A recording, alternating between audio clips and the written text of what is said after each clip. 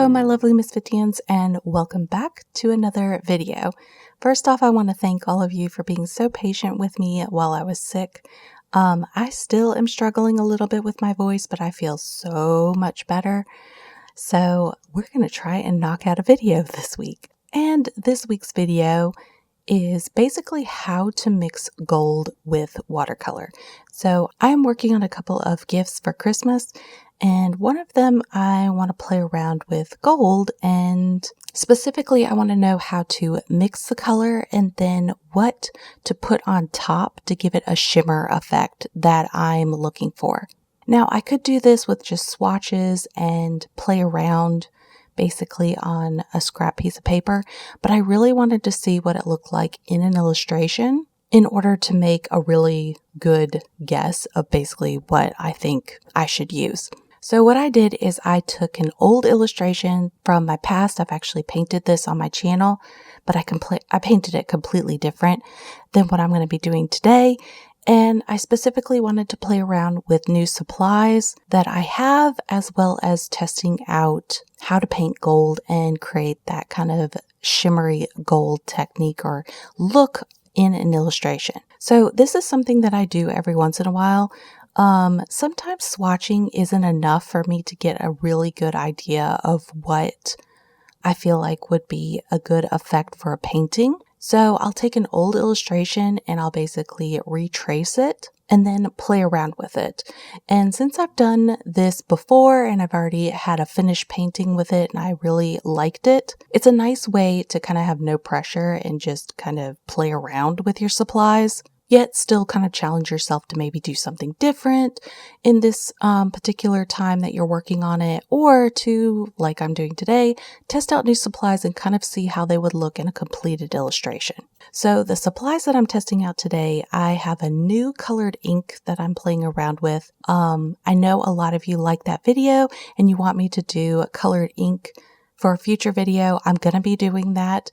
But I got a new colored ink that I wanted to test out and play around with, so I'm working with that today, as well as a new watercolor gray that I'm testing out. So those are things to look forward to in future videos. Now let's get into the topic of this video, mixing watercolor gold. So I actually Googled, wonderful Google, how do you mix watercolor gold? And you know how they give you that AI generated response, where basically they said to mix red, yellow, and brown together. I wanted to take a version of that and kind of tweak it because I think I could get a better gold than basically those colors mixed together.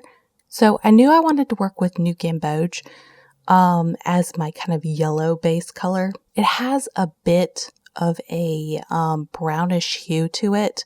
But one reason why I really like New Gamboge, especially from Windsor, is that it's very, very staining, but it has a huge spectrum of basically how intense the color can be.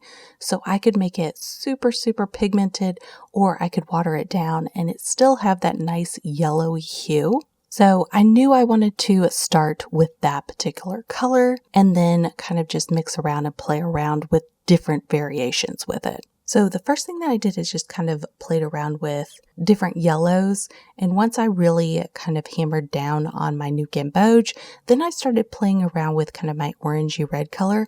And I specifically used Windsor Red Orange shade. This is one of my favorite reddish oranges to use. And I basically just added a little bit of that to my New Gamboge to kind of give it more of a warm color. So New Gamboge is more of a greenish hue, so I would consider that more of a cooler color.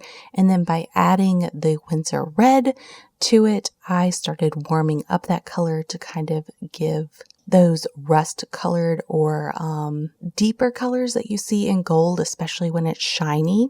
And when the light hits it, sometimes those lighter colors look more brilliant in a vibrant yellow, whereas some of the shading colors look more of a deeper kind of rusty gold color.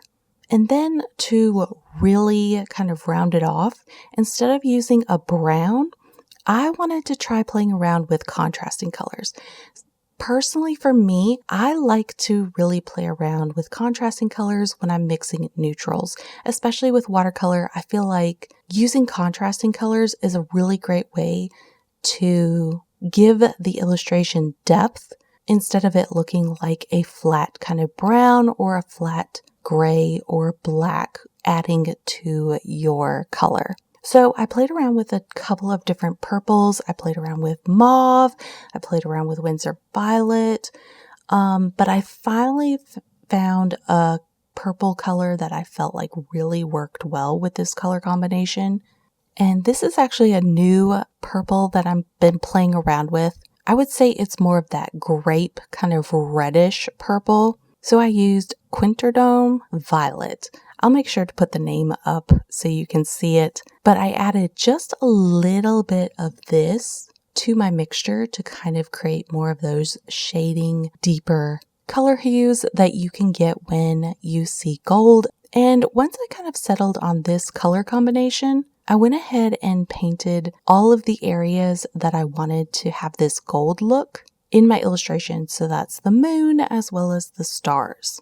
And once this was completely dry, the next thing I wanted to play around with was shimmery top coats to this color. So by far the one that's most expensive that I have in my repertoire of supplies would be the Schmincke Bronze. This one is very expensive, I'm going to say up front, but you get a lot in the bottle and it lasts a really long time. I have used this in multiple illustrations. However, there is only one that I really, really like. And that color is the pale gold. This is my favorite color of the Schmincke Aqua Bronze. And I use that in the little corner and you can see it kind of creates a really nice shimmer on the paper. But I didn't want to just stop there. I wanted to play around with all the different golds and also iridescent colors that I have in my collection. So the next thing that I played around with was the Take watercolors, specifically the gold. And that one was a little bit too weighty for my likes, and it also didn't have a really good shimmer. The next thing that I played around with, and I've always really liked these, are the Perfect Pearls. These are actually really inexpensive, and you can typically find them in the crafting area, specifically with scrapbooking. And I used the copper one as well as the gold one. And I feel like these are the most closely comparable to the Schmincke without basically killing your budget. If you don't have a lot of money, but you still want that nice shimmer look similar to the Schmincke kind, this is a good alternative for that. The next thing that I wanted to play around with were acrylics. And specifically, I have two different types of acrylics. I have more of the cheap craft paint that you can pick up at any art store. So I have Deco Art, Dazzling Metallics, and I used specifically Glorious Gold as well as Emperor Gold. And for this particular illustration, I personally really like the Emperor's Gold better. It had less of a shimmer to it, but I felt like it still gave it a really nice top coat appearance. But also that Glorious Gold really looked nice as well.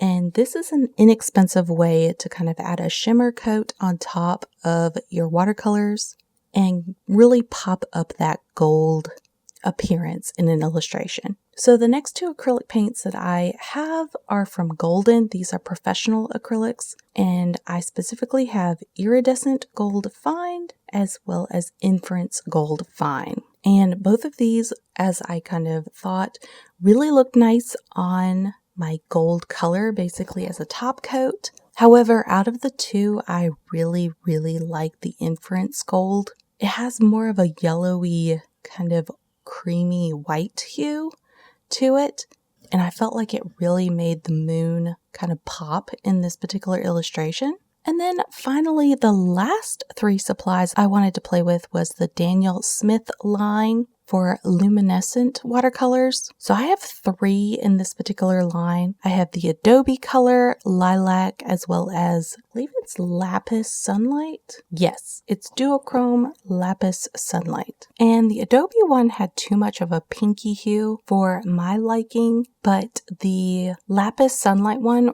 really looked impressive on the illustration, especially over that yellow gold layer that I had painted previously. However, I do want to say the Inference Lilac looked really cool. If you kind of wanted to dull down that yellow color just a bit and create more of a pale kind of yellow gray look, I would say kind of a moon color with a slight tint of purple in it. I actually really like this one, but it wasn't really what I was going for. So I'm going to keep this in mind for future illustrations, but that one actually really did pop and surprise me how it worked in the illustration.